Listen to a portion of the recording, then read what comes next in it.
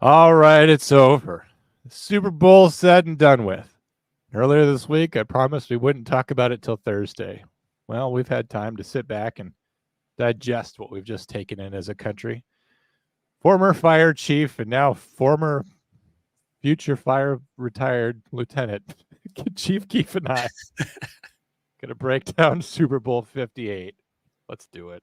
The growing calls across the nation to defund the Giving them business down there at the 15-yard penalty. There was no foul on the play. It was not a hold. The defender was just overpowered. Illegal shift on the kicking team. That penalty is refused. First down.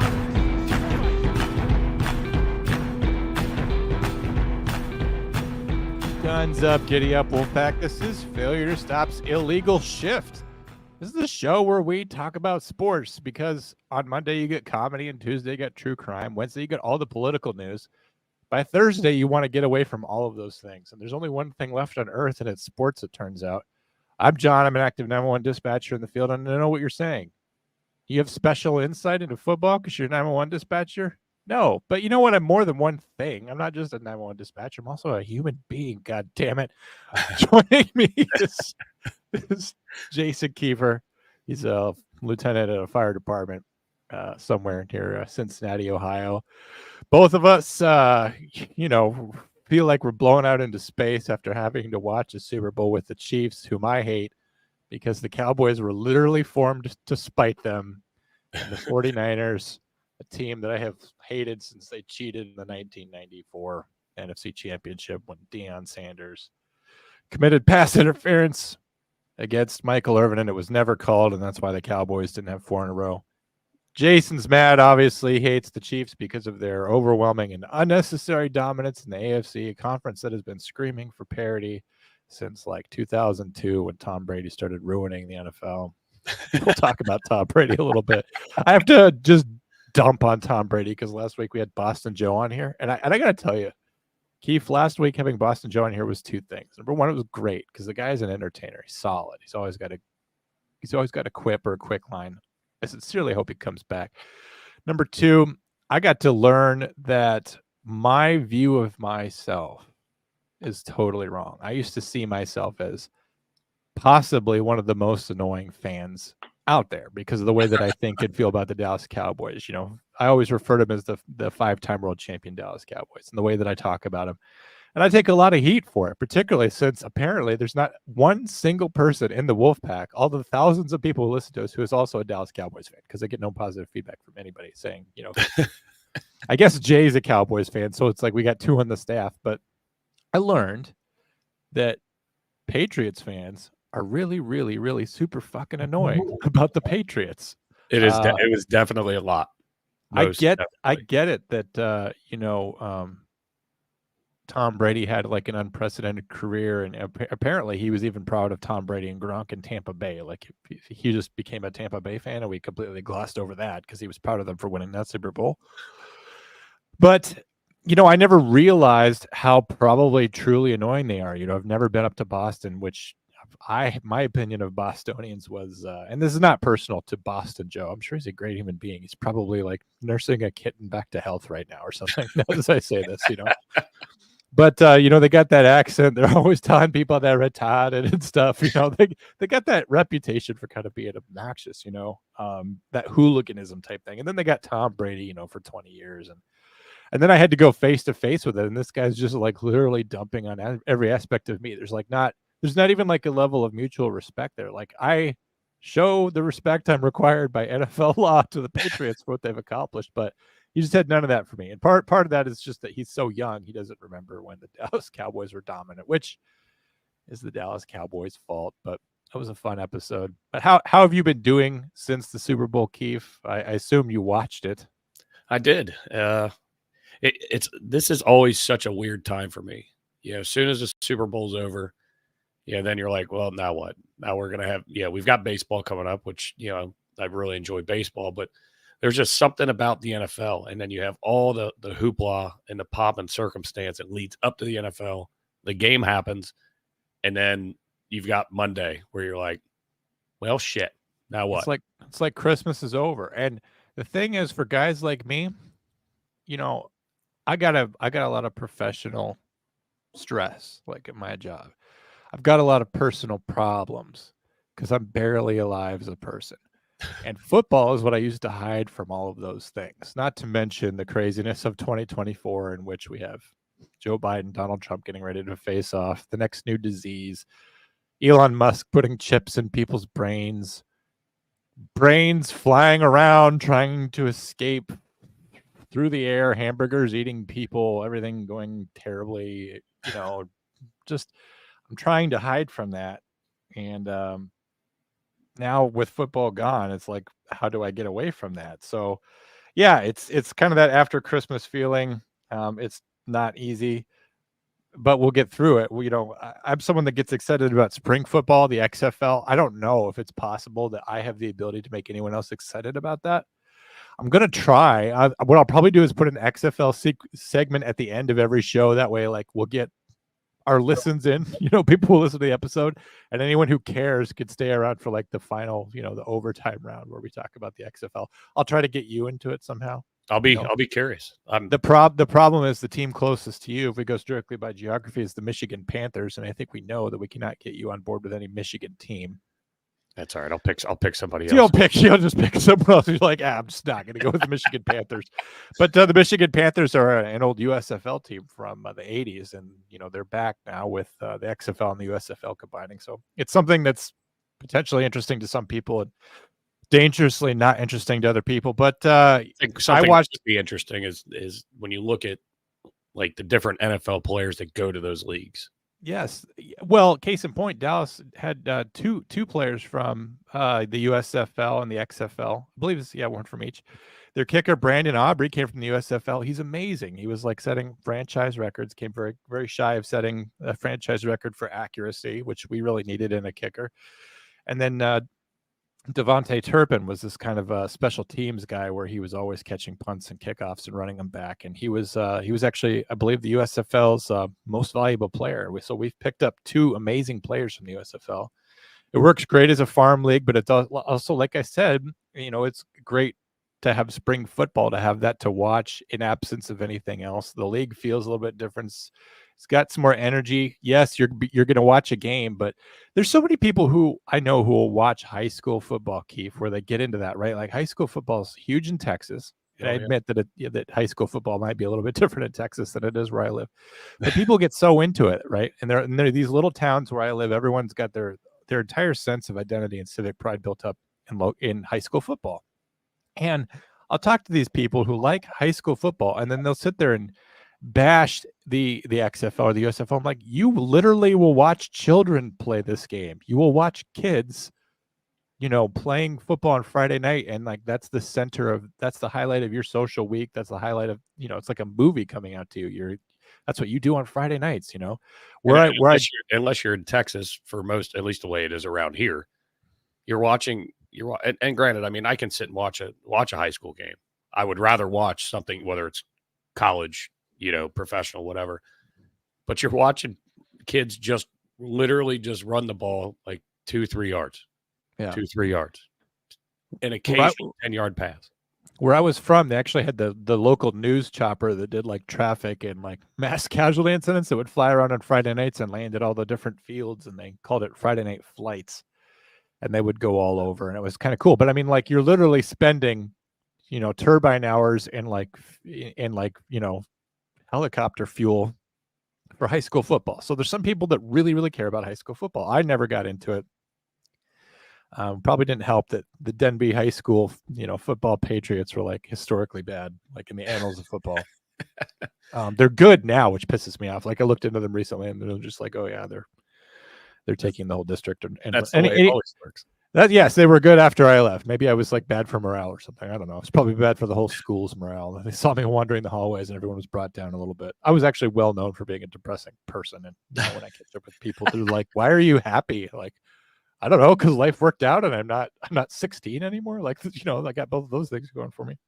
Anyway, what I'm getting at is that people get so excited to watch kids play high school football, but we don't get any sense of excitement about actual professionals playing football. Like The Rock always sells it as the 54th man, the guy that got cut, the guy who's like him, who was so close to the cusp, but because you could only have so many people on an NFL team, that all these extra players they just barely miss a chance at greatness and at glory. And we all know that in the NFL, you can't always guess talent, right? Like you'll draft in first place a Jamarcus Russell who busts and goes nowhere. Johnny Manziel, we mentioned these guys.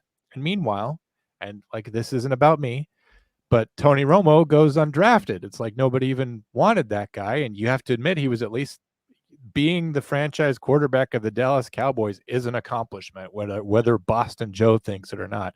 I hate to tell Boston Joe this, although I love you, Boston Joe, and come back. But it's just like, I have this long memory for what the Dallas Cowboys used to be in the 90s. You know what? I also remember when the New England Patriots just weren't shit, Yep. And the Dallas Cowboys always have been and always will be. And the Patriots are now entering a period in which they will not be shit again. So this will be your 20 years of dominance will really be more of an aberration than it will be the plan for the future. I like how I pick a fight with the guy while he's not here because I don't have the stones to like go up against him while he's literally on the show. Let me ask you a question. Go ahead. What is your opinion on, we talk about, the humdrum after the Super Bowl. What is your opinion on that Monday after being a holiday? Should that be a holiday? The Monday after a holiday? No, the Monday after the Super Bowl. Oh. I know it would be helpful to a lot of people who live a very Travis Kelce lifestyle to have that day off. I mean, luckily he has it off. But, no,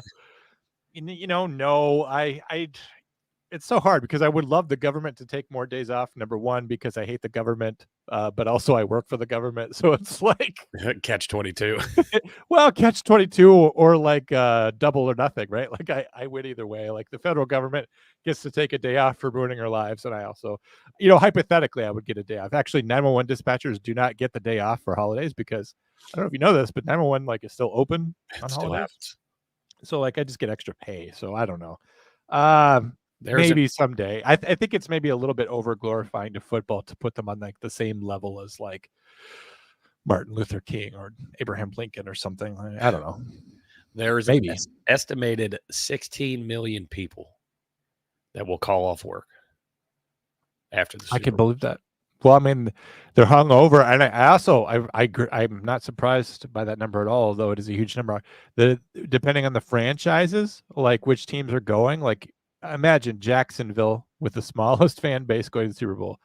Yeah, there's some people who aren't going to show up for work in Florida, but honestly, like that's probably a typical Monday down there since they're all doing crocodile and fighting crocodiles. Like that's normal for Florida. But on the other hand, you take teams with huge followings, whether it's Green Bay or Dallas or even now Kansas City, since they're probably the number one most bandwagon team in the country. I imagine that nothing's getting done in Kansas, Missouri, that whole area right now. Even still, today being Thursday, I imagine that kids are only just now going back to school and dentists are only just now stopped sucking in their own supply of nitrous and finally getting back to work. Well, we are not closed either, and I had to go to work the next day, and I was somewhat of a good boy, but I was up late, so I was dragging ass Monday. I intentionally chose beers with low alcohol content so that I could drink the whole day. So I went, and normally I like porters and stouts, right? So anything with really high ABV, but those things will get you just smashed immediately. And just particularly for me, because I'm on a diet and I've always been kind of a lightweight and I'm not supposed to drink with my medical condition. But so I intentionally picked a beer that I could enjoy the day long. I wasn't really set back at all, but so let's talk about the game a little bit. We'll talk about it briefly. Everybody watched it, but not much going on in the first half. I left before halftime and I started cooking pizzas with my family and doing some other things because it's like I'm not going to watch Usher in the halftime show. I didn't like Usher 20 years ago when he was a big deal. I'm not sure I've ever heard an Usher song except like a bus driving by me and someone has the radio on and Usher playing and I never knew. Usher's another in the long line of halftime shows of people that I do not give a fuck about. I don't know. I know that like it's my fault for only liking like 5 bands on Earth, but it's like, why can't they pick one of those? I don't know. It's like last week, Will Cray mentioned that The Who played one of the Seahawks Packers Super Bowls or something. And it's just like, that's as close as we can get in my genre of rock and roll is The Who, like a band from the 60s, like that probably isn't even full of original members. Like, I don't know. I have my own ideas. Maybe the bands that I like just aren't sellouts like that, and they're just not going to go play that. I don't know. I know that you would love to see like Death Cab for Cutie or something play the Super Bowl, Jason, but it's unfortunately it's never going to happen. So, how about Hank Williams Jr.? How's that? Hank, okay, we could both agree on that would not be terrible, especially compared to Usher. Yeah. So anyway, we ate and it came back and it was 10 minutes left to go in the third quarter. And I honestly felt back. I'm like, even there had been a touchdown scored. I'm like, I haven't really missed anything. Like this game's just kind of going the way it's going. And I want to say this about anyone who really said it was boring, because I'm kind of falling into that track where I was saying it's boring. What we had is really, really good defenses playing. And they say defenses win championships. And what I was seeing was the Chiefs getting shut down, Patrick Mahomes not being electric, not doing all the things that he's really well known for, the things that Jim Nantz was definitely waiting for him to do so that Jim Nantz can further advance his broadcasting career. But Kelce not doing anything in the first half. Yeah, just not a whole bunch of that, not a whole lot of that.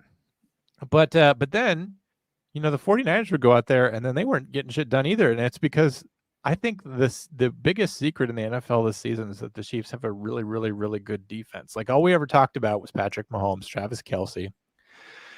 And, we talked about how, Kadarius Toney did that thing where he was offsides and it ruined this one play. And,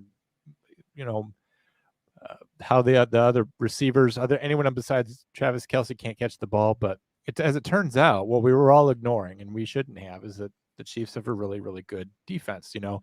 When the 49ers were driving and they had Christian McCaffrey, that was his 4th fumble of the season. And 4 sounds like a lot for any player, but if you consider how much of the load he's been managing and the fact that he only had 3 fumbles before this game, the fact that they forced a fumble on him is amazing. I mean, how many touches that guy had throughout the season? Look up his stats. I don't have him right in front of me because I was more prepared to talk about him last week when we could not discuss stats because we had to talk about Prince. So I don't have those in front of me right now, but he's an amazing player. How do I feel for 49ers fans losing the game in the same fashion they did in 2020, essentially, blowing a lead? Kyle Shanahan. I feel nothing. I just really hate them. And as they were driving and I was getting ready, it seemed like victory was assured. There was a certain point there where the Chiefs didn't seem like they would necessarily be able to hold off, make a comeback. I thought to myself, man, this must be huge for the 49ers because this is their first potential Super Bowl victory since '94. Like even the Cowboys have won one more recently than the 49ers. Somehow nobody gives shit to the 49ers for being a big deal in the 90s, but not today. I guess it's probably because they played in 3, more recent Super Bowls or whatever. Like apparently being NFC champions is enough to not get shit on, which probably would not be the case for the Cowboys. They could win every NFC championship and people would still shit on them for not winning the Super Bowl. But anyway, I felt nothing for them in their loss. I felt happy. And then I just felt mad that the Chiefs had also won. And it's just like, I don't know why I expected a third outcome from the game. It was really a no-win situation. What was your thoughts on seeing the overtime drive? I mean, that was exciting, right? I mean, like the idea that it was going to overtime. I know you also mentioned before the show that apparently nobody understood the rules.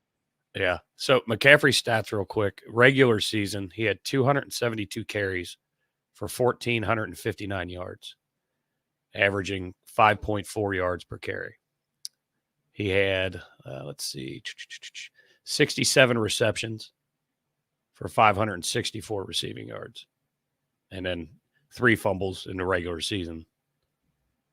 And then obviously 0 dropped passes. Just the fact that they're throwing it to him and he's not dropping them. I mean, he's built like a wide receiver. He's got wide receiver hands and the rest of his body has the ability to just plow through anyone. And he's got all kinds of yards before contact, yards after contact. He's very hard to bring down. But again, only 3 fumbles, and then he had one on that drive, which you knew that Christian McCaffrey was going to be their engine, and the Chiefs defense shut him down and gave them many reversals. And the overtime was fun to watch. Yes, even Tony Romo's like commenting on why nobody's trying to stop the clock as the clock's running out. It's like when you start a new game. I mean, they said this, everyone's making sure they're starting a new game. When you start that overtime, especially in the Super Bowl, postseason is different than regular season, because during the season, it's just a 10-minute period. Right. Overtime in the postseason, you cannot have a tied game in the postseason. That would defeat the purpose of the postseason. Everything would be pointless if you did that. So you just keep playing, right? So it's just like it's the end of a quarter. There's no strategy to be had in terms of clock management, because you're just going to go to overtime too. And I guess I felt everyone understood this, but like even right before the game-winning play, Tony Romo is still explaining to everyone why they're not managing the clock. And I felt like that was a little bit annoying. And I don't know if like that's his job to like explain the game to the lowest common denominator, particularly in the Super Bowl, when you're going to have a lot of people watching who don't understand the rules because they're not regular football players. They're just Taylor Swift fans with nothing to do, and they view this as akin to a concert. But yeah, even the players were confused. The guy that caught the game-winning touchdown, he didn't understand that the game was over, that he had done it, I guess. Yeah, they had to tell him that he was a world champion. Yeah. I will say that, it was kind of cool that they were able to save money on confetti this year. They just had the same confetti no matter which team won. But I was telling Jason before the show, because I have no idea what's going on in modern life. But in the greatest game ever played, I've mentioned this game a few times on the show. You should know about this game if you're a football fan. It was the 1958 NFL championship game between the New York Giants and the Baltimore Colts. It was kind of the game where they had sudden death overtime for the NFL championship. This is before the Super Bowl. This is before the AFL. This is a much smaller league at this time. Case in point, like the Colts and the Giants, anyway, I'll just get to the point. It was like they had sudden death overtime. Johnny Unitas had to lead the Colts down for what we now call the 2-minute offense. He sort of invented that, and they won in overtime. Well, prior to that overtime period, they were at a tie, obviously, at the end of regulation. All the players just left the field because they're like, oh, the championship ended in a tie. Ties were much more common. Ties were not something to be sussed out. They wanted to not be playing anymore because back then the game was a lot more violent. Like they were all going and getting in ambulances that were waiting for them, which in those days were just hearses with like a doctor on board with like a light on his forehead. Like that's what it was back then. And so like they didn't understand the overtime rules the first time they had overtime in a championship game. And it's like, here we are, 68 years later or whatever it is, and we still don't really understand. Boston Joe took me to task on this last week, so I'll address this. But Boston Joe said that Tony Romo is getting more annoying as an announcer. I have to give it to him on this one, because it's like after the ball was thrown, Jim Nantz says jackpot Kansas City, which is probably something that he wrote down like weeks ago, getting ready to say, what's my, because when they replay how Super Bowl 58 ends, they're going to hear my voice for all time. And what should I say? And then Tony Romo, instead of just letting everyone watch the players rush onto the field and the confetti and just enjoying the moment of elation and exuberance for Kansas City and the crushing defeat as they show the San Francisco 49ers fans still sitting on the bench and like the confetti going into their unblinking eyes. Instead of just letting that moment play out as like a moment in history happening, whether it's significant to me as a Cowboys fan or not, he gets in there and he just like starts breaking down the play. He goes like, yeah, he saw the guy was lined up on the right and he's like, that guy's on my team, so I'm going to throw the ball to him and he's in the end zone. And Tony Romo's kind of like explaining the play. It's just like, Tony, I'm nobody, man. I'll never be anything that you are. You don't know I exist, which has always made me very sad. I did see you in one game in which you had already been replaced by Dak Prescott. So like I sat behind you one game. Anyway, but there was John waving. John was waving. Yes, I was waving to your back. I wish you turned around. I was screaming your name hoarsely. But but nobody cares to break down that play unless it's a feat of like athleticism akin to the helmet catch or Dwight Clark's the catch or the immaculate reception. We don't want to hear a breakdown of that, particularly so that the play wasn't too amazing. I mean, it was like a pass, a 10-yard pass to the right. I was just kind of good scheming and good offense and defense, but it was like a normal play. Just let it breathe, man. No one wants a breakdown of that play at that point. Like it's Miller time, Tony Romo. You're done. You have nothing you're good. Honestly, you should just go down to the field and party with Travis Kelce or whatever, So I'll give it to Boston Joe just to be fair. I thought Any the other? game. I mean, I Go thought ahead. the game was. I didn't think it was boring. I mean, to your point, I mean, yeah, it was good defense, but also there were a lot of mistakes for two championship caliber teams. Yeah. There were a lot of mistakes that made that game kind of go one way or the other on multiple different occasions, back and forth. And that punt that hit the dude's leg, and then Kansas City ends up retaining the ball, or getting the ball back and then going and scoring. There was that, yeah. Huge play. But missed extra point as well. Yeah, the missed extra point by the 49ers. And then I think there were 4 fumbles in the first half, if I remember that stat right. I'll have to check that out. I mean, that's crazy. I know exactly what you're talking about. Like special teams, like everyone takes special teams for granted until it goes wrong. Like a lot of people, like with extra points or punts or kickoffs, they go and they grab a beer, they go pee for special teams plays because they're so used to them sort of being routine. Special teams are special. Like it's literally like the most mechanically designed plays. Like, I don't know how to explain this. Can you imagine, first of all, long snapping a ball? So you've got to be upside down. You're snapping a ball backwards 20 yards, and you have to do it perfectly every time with perfect spin, rotation, speed, and force to drive that ball into an open mailbox every time. A holder catches it, puts it down, spins the laces out, right? We all know laces out. And if you don't get the ball seated correctly and in time, as the kicker's already running towards you at maximum speed, swinging his leg with enough force to kick you unconscious, this ball that's not even like in front of you yet.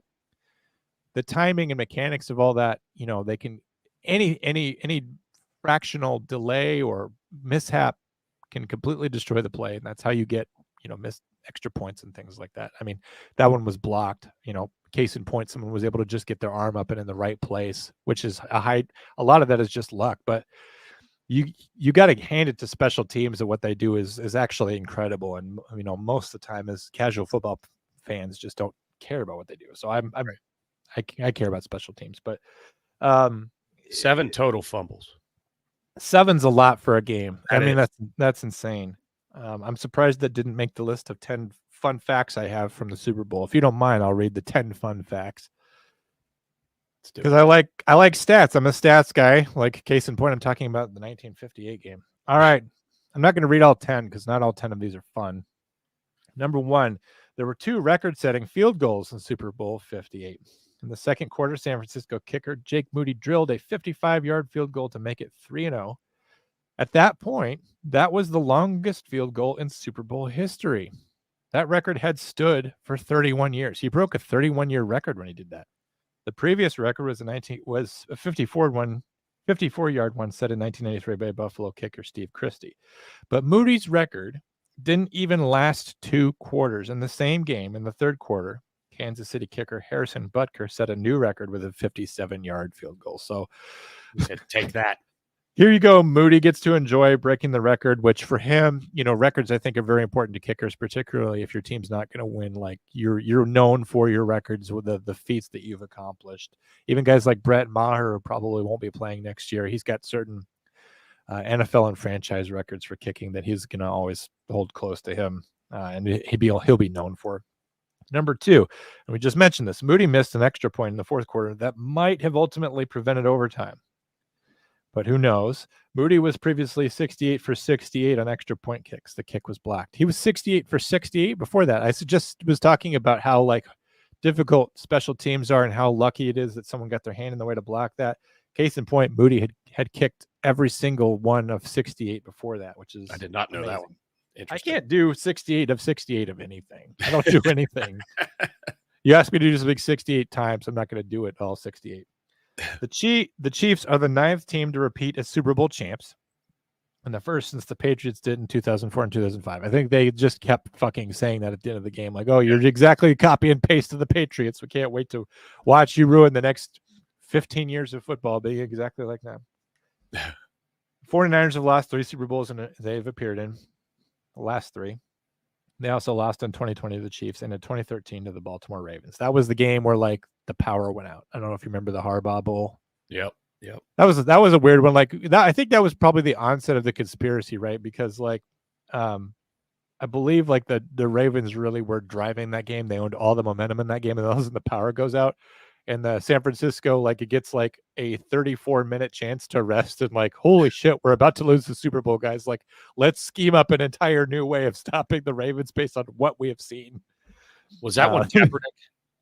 It was Kaepernick, right? And Yeah. I think that's what went wrong is they had that fucking loser. They should have just they should have let Blaine Gabbert play, which Blaine Gabbert was backing up Kansas City's Patrick Mahomes in this one. So I don't know if Blaine Gabbert was backing up Colin Kaepernick at the time. I just know that Kaepernick was once benched for Blaine Gabbert. So all those people who say that he was blackballed for his skills, you need to remember that he was literally benched for Blaine Gabbert, who no one remembers.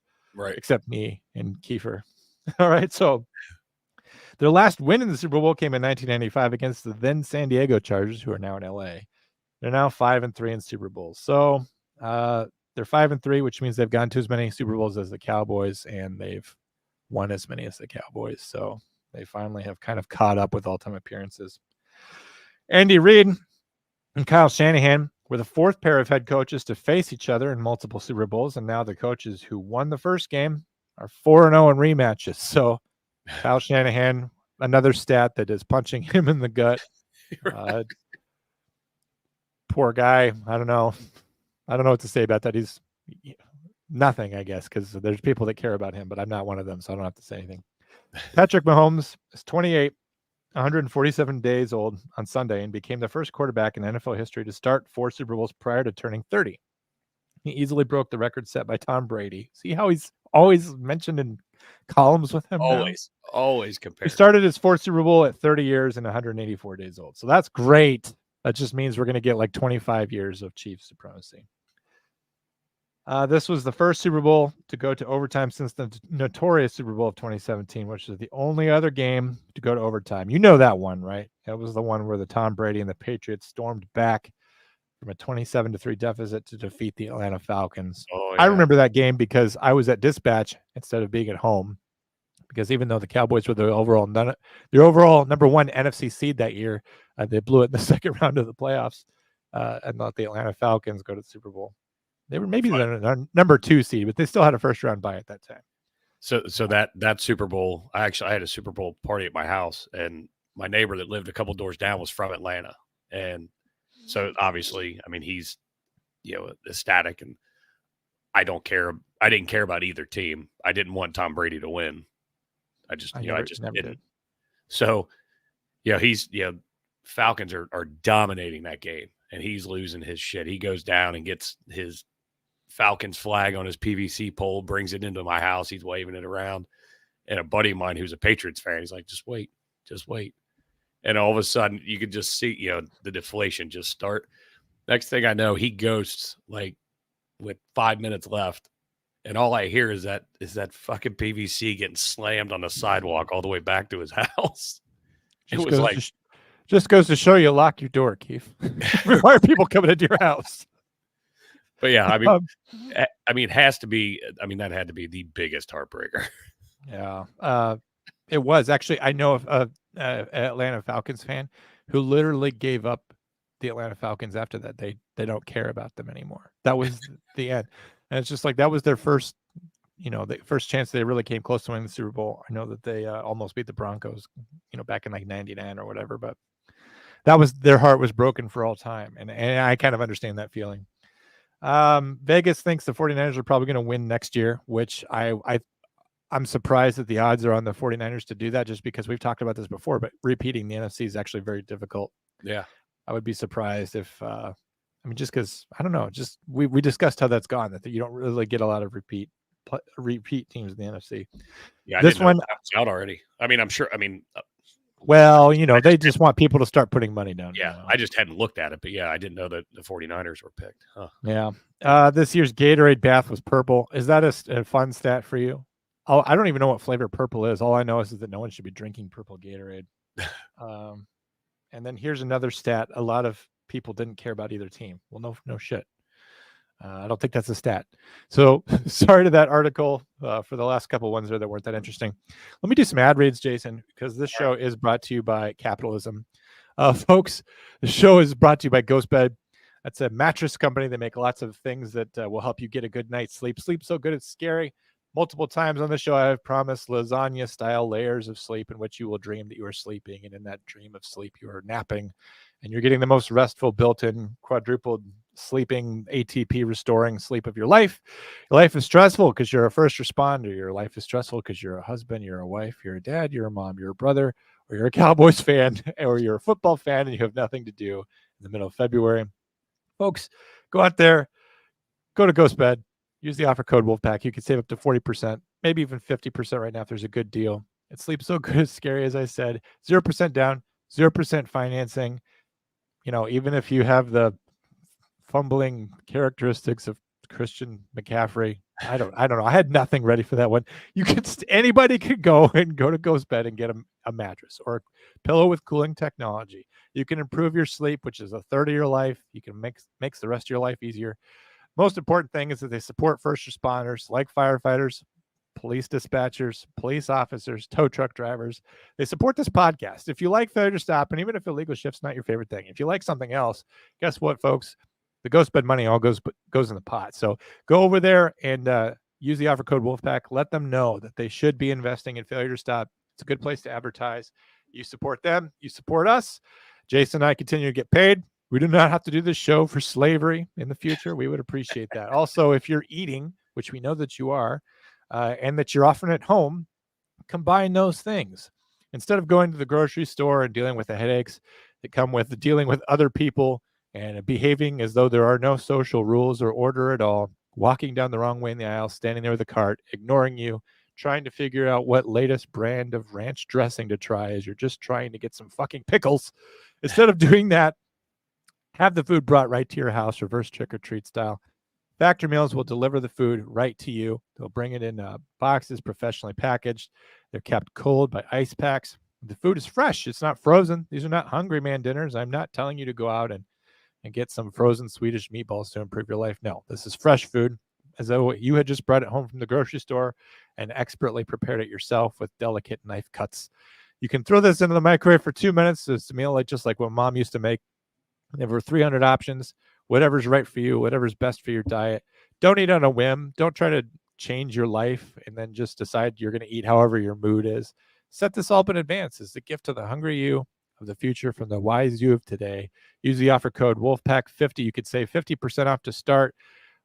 Folks, stuff coming in the mail, whether it's Amazon, your food, or whatever else, this is the way of the future, and it's what's keeping the post office in business. The post office, you have to remember, almost went extinct like in the year 2000.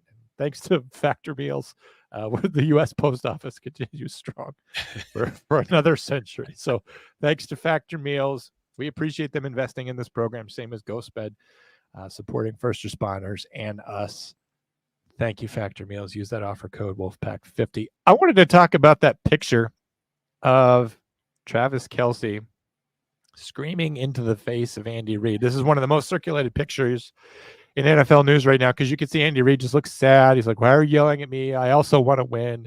And Travis Kelce, like the joke that you said before the show was put me in or she'll break up with me. You know, I also want to say this. This is something that no one will care about but me, but the Chiefs have way too many patches on. Look at where his captain's patch is on his left shoulder. It's like right by his numbers because he's got his old AFL patch. And then they've got the patch honoring like the matriarch, the woman of the husband, Lamar Hunt's wife or whatever. I don't know. They're honoring her passing. And then the Super Bowl patch, like they look like a fucking race car this year with how many patches they have in their jerseys. No one cares about that but me. Okay, I didn't notice it until you just said that, though. Yeah. It bugs me. I don't like a cluttered image, and their jerseys are a wreck, and they're all going to be going to Canton for display in all time. So it just drives me insane. So why do I have a problem with this? First of all, I'm not a huge Andy Reid fan. I remember his success with the Philadelphia Eagles early in the aughts. Really bothered me. Was never a huge Andy Reid fan for that reason, but that's just because like I like the Cowboys and he coached for the Eagles, which the Eagles have got to feel stupid for letting him get away.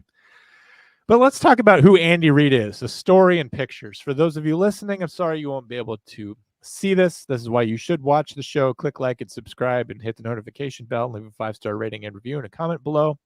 But you can look these up, or maybe you've seen them yourself. This is Andy Reid with the frozen mustache when he was playing against Miami. Kind of like a walrus, kind of like a sweet creature. As a man with a mustache, I could tell you what's going on here. These are not snot sickles. I have to bust that myth right now. What happens is when you're breathing out through your nose, like if you're in the cold, you see that vapor, right? When you breathe out, you can see the air vapor because it's condensing into a cloud right in front of your fucking face, right? Like you're breathing fog because it's 98.6 inside your head and it's like minus 35 outside. So you're like, that's how it is to live up north, folks. When you breathe, you see a fog there. Well, the problem is when you have a mustache like I do, this fog goes out and it condenses. It's vapor, and then it attaches to your mustache and freezes into liquid water. The water that you drink, that goes into your blood, that goes into your lungs, is part of your alveoli. It's breathing out. There's moisture in your breath, and it turns into fucking ice on your mustache. And it's actually one of the most uncomfortable feelings on earth because you keep wiping it, and it's like snot, but it's not snot. But it's frozen, and like at certain points, like you literally cannot get the ice off of your face. And then you go inside it and it immediately disappears because life's like that. Anyway, so he's got kind of this walrus thing going on. Here's him in that State Farm commercial where he's drawing on his teammates' faces, and he even draws on Patrick Mahomes' face, and he's like, "I'm going to get to the bottom of these shenanigans." Like, it's a good commercial. It is a good commercial. There's another commercial where he's like stealing Patrick Mahomes chicken tenders, because he's like this lovable cheeseburger eating guy. He's just like a nice guy. Here he is in the reboot of the Snickers commercial where the guy paints the field and Andy Reid comes out and goes, "You did a great job, but who are the chefs?" And the football painter, who has omitted the letter I, says, "Great googly moogly." It's a commercial from the 90s. They remade it. Only I realized that. But Andy Reid, obviously very lovable. Here he is in the year 2020 when he was trying to save everyone from COVID. So he wore a visor that like fogged up and like kept him from even seeing the fucking game. That's him. And now, like, okay, so lovable doofus is what we have here, who's like a genius at football. Getting screamed at in the face by Travis Kelce, like a douche's douche. One of the douchiest guys on the planet with his little fucking earring and his little fucking Pfizer commercials and his little fucking dating Taylor Swift. Now this is a domestic violence situation. This is just like Andy Reid's just like, he's gonna have to explain like the black eye he has tomorrow. And he said that he ran into a doorknob. This is replacing this meme with David Tennant as he appeared in the show Jessica Jones, where he is completely in her sad face. So this is a little bit more confrontational. If you could, the raw intensity of David Tennant in that meme and in this photo, again, it's a still frame from Netflix's Jessica Jones series where he is right up in her face. If you could repeat that intensity, you're a douche. And not only that, but like, Jason, whatever happened to respect for coaches?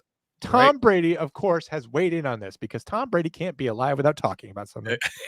But he just asked Tom's opinion to make sure. What is Tom's opinion? Tom says, during a game, it's all the heat of the moment. There's so much passion. You have to let things slide off your back, which I get. I understand. Everyone's completely wound up. But, if you guys are screaming at each other, as Travis Kelce did in December, throwing his helmet, screaming at people, you're just not a good teammate. You're an asshole. You're insubordinate to your leader, which makes you a bad football player. I don't care what your stats are. And his stats, by the way, are better than Gronk's. I looked that up later. Boston Joe, he's eclipsed Gronk's stats-wise, Boston Joe. Again, I continue to pick on a man who just helped us out. I knew you were going to look that up, too. I did look it up. I had to. And then not address it on the show in a manful way, but to say it behind Boston Joe's back when he was gone. But I just, this cements in my mind, makes it firm in my mind that Travis Kelce is an absolute douche for all time. Did you have any final thoughts on Travis Kelce or the Super Bowl before I get to my last thing? I agree that he's a douche, but he is a hell of a football player. I can't take that away from him, but I do agree with your assessment as far as being insubordinate and whatever. And I listened to a clip of what the hell's the Kelce brothers podcast, New Heights or whatever it's called. I refuse to listen to any other podcast other than Failure to Stop. That a boy. I knew I could count on you. And a certain other one. And they were breaking it. They were breaking that down, being funny, brothers bantering back and forth. And Jason Kelsey's like, we know what that is. It's just your intensity and this and that.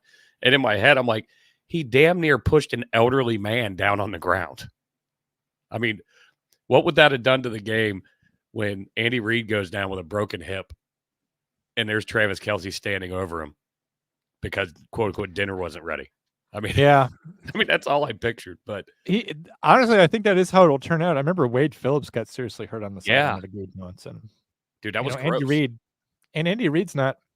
He's old enough to be injured, and there's going to be pushing and shoving at some point. Andy Reid's good-natured about it. He said that Travis Kelce being an absolute douche just keeps him young or whatever. I'm sorry, but you could see here he does not appreciate it. And not only that, but like Andy Reid didn't have like the most amazing game in terms of coaching and scheming. There were a lot of mistakes, a lot of problems. Like I said, the Chiefs were getting stymied by the 49ers offense. In this picture, Andy Reid is fucking busy trying to figure out how to win the Super Bowl. He doesn't need advice from Travis Kelce, who was pooping his pants when he was leading the Eagles to NFC East dominance 20 years ago.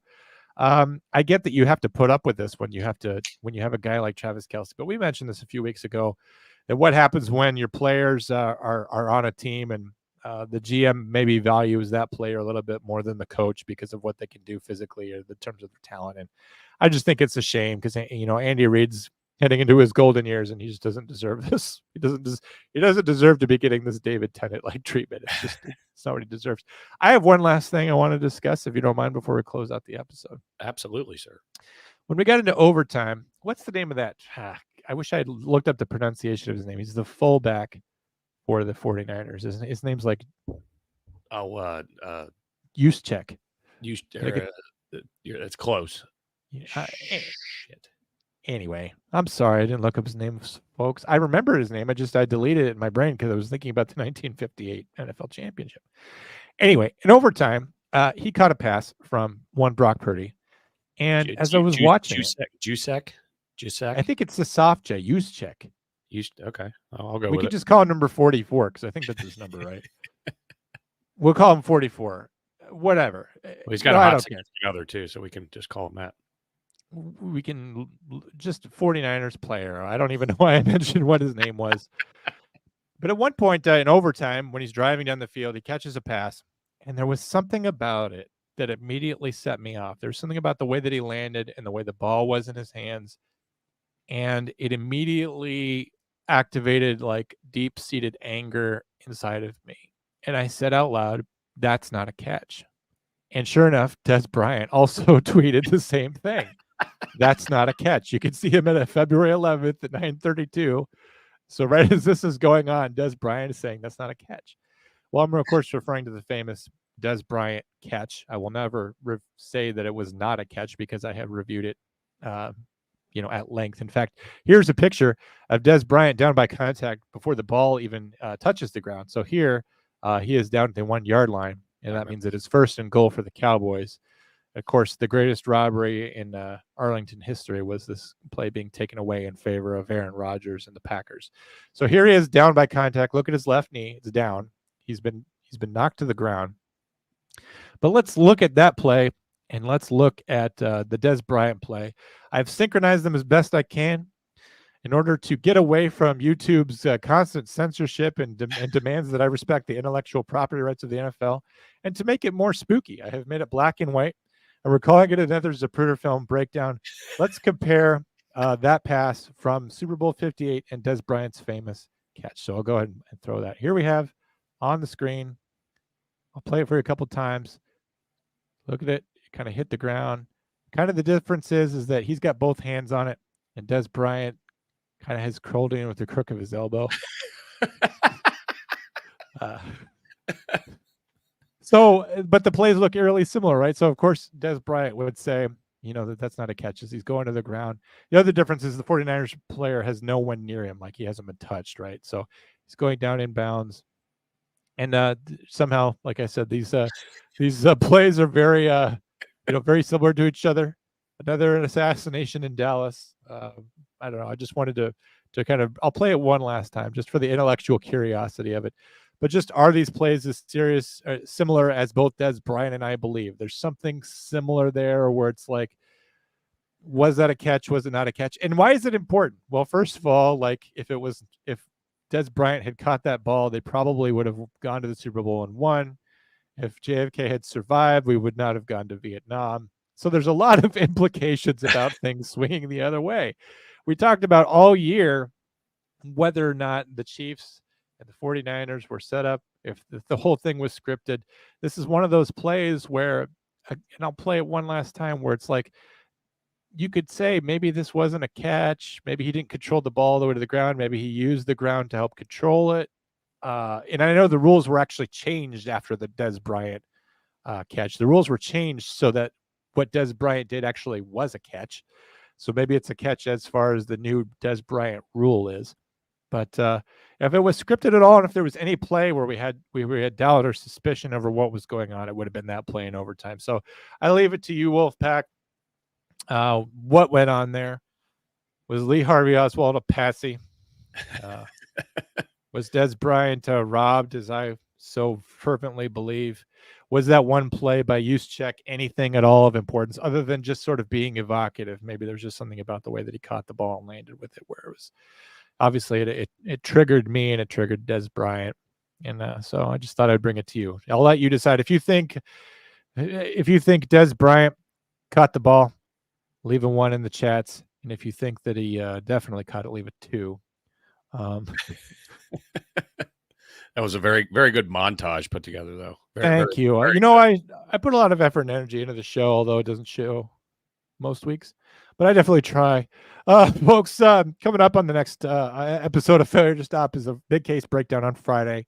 Eric Tansey is going to be here to tell you about something going on either in the news or in the police world that you need to know about as a police officer to keep you grounded and sane. We'll be back here on Monday with Uncuffed with live comedy. Last week, Jay was off, and I sat in. That will not ever happen again, I was told. Tuesday, true crime. Me and Kendra are going to break down a case that is going to thrill you and give you all the chills and murder and mayhem and everything you need to enjoy an actual crime in which someone was victimized. We'll turn it into cheap entertainment for you.